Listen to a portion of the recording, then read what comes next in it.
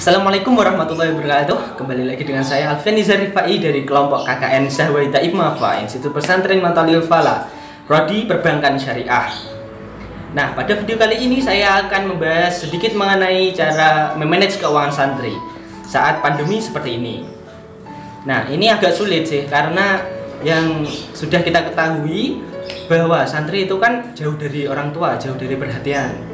Kita sebagai santri ya harus mandiri, harus pandai memilih-milih tindakan, dan yang terpenting saling menjaga akan teman. Ditambah lagi ada pandemi seperti ini semua tokoh dalam pesantren harus saling kerjasama. Berbicara pandemi virus corona atau COVID-19, rupanya tidak hanya menimbulkan ancaman kesehatan atau jiwa masyarakat. Lebih dari itu, virus corona juga memicu gelombang pemutusan hubungan kerja atau PHK di kalangan pekerja. Hal ini tentu akan membuat pekerja khawatir dengan masa depan kondisi keuangan mereka. Nah, pada saat ini penyebaran corona belum diketahui sampai kapan akan berakhir. Tidak hanya pekerja, pandemi corona juga membuat geliat bisnis pelaku usaha, baik usaha menengah, usaha kecil, mikro, dan sektor informal harus mendapat perhatian. Data Kementerian Tenaga Kerja mencatat sudah lebih dari 1 juta pekerja terdampak COVID-19. Sambil menunggu bantuan dari pemerintah, kini setiap keluarga yang terdampak corona harus bersiasat dengan meninjau kembali anggaran bulanan demi bisa bertahan hingga pandemi corona berakhir, serta memikirkan juga pemasukan seperti apa yang harus dilakukan pada saat pandemi ini berlangsung. Nah, sekarang bagaimana cara mengatur keuangan kita sebagai santri agar tetap bisa bertahan menghadapi dampak dari pandemi corona dan tidak terlalu membebankan orang tua kita. Nah, solusinya yang pertama yang perlu kita lakukan adalah kita itu harus tenang dan jangan panik. Kita dipondokkan orang tua agar kita hanya memikirkan pelajaran. Nah, akan tetapi kita juga tidak boleh egois. Betul tidak? Betul aja lah. Nah, pada saat kita berhasil tenang, maka kita akan mengurangi kecemasan, dan pada saat cemas itu berkurang, keputusan kita akan lebih baik untuk mengukur keuangan kita. Dan kita juga terhindar dari sakit karena kecemasan yang itu kan berpengaruh kepada kesehatan kita juga. Nah, lanjut ke tahap kedua, yaitu mengevaluasi sumber-sumber pemasukan yang mungkin masih diterima. Karena begini, orang tua kita pada saat seperti ini mungkin saja pendapatannya kan menurun.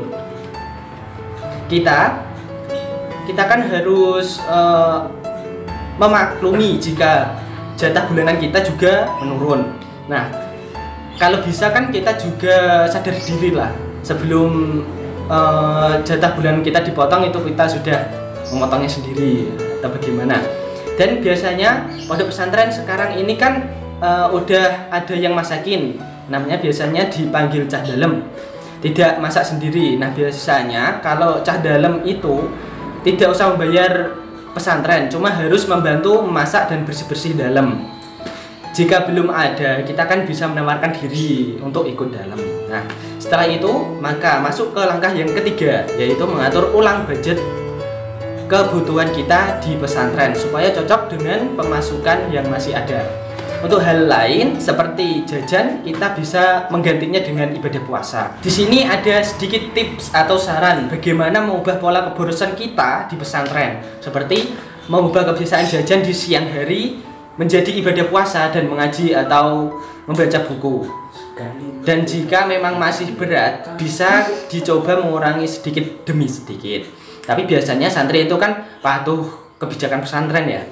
Bisa juga menyarankan pengurus untuk membuat kebijakan seperti tadi. Nah, dan jajan malam atau nongkrong di warung, santri kan juga ada yang suka nongkrong sampai larut malam gitu kan. Apalagi jika pondok libur dan santri itu tidak pulang, biasanya malah pulang sampai pagi.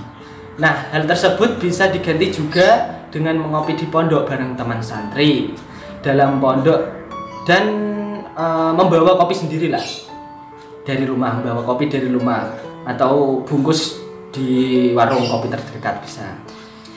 Nah, selanjutnya kebutuhan yang bisa dihandle dari rumah seperti membawa sabun mandi, sabun cuci, dan peralatan lain, dan nggak usah diganti sebelum benar-benar habis atau rusak. gak usah gengsi lah. Masa santri kok gengsi? Nah, selanjutnya yang terakhir yang paling penting karena sering kali terjadi di pesantren yaitu kehilangan barang. Nah, pengalaman saya yang sering kehilangan itu sendal sama daleman, bukan uang. Kalau uang alhamdulillah belum pernah, gak pernah sih. Mungkin banyak kembarannya waktu dijemur, jadi salah mengambil atau jatuh lalu lempar kemana-mana jadi hilang atau gitu. Nah, pokoknya penjagaan barang itu harus diperketat. Kalau bisa sandal itu gembok ya. Jangan sampai kita pelit. Nah, kalau kita pelit kita nggak akan punya teman di pondok.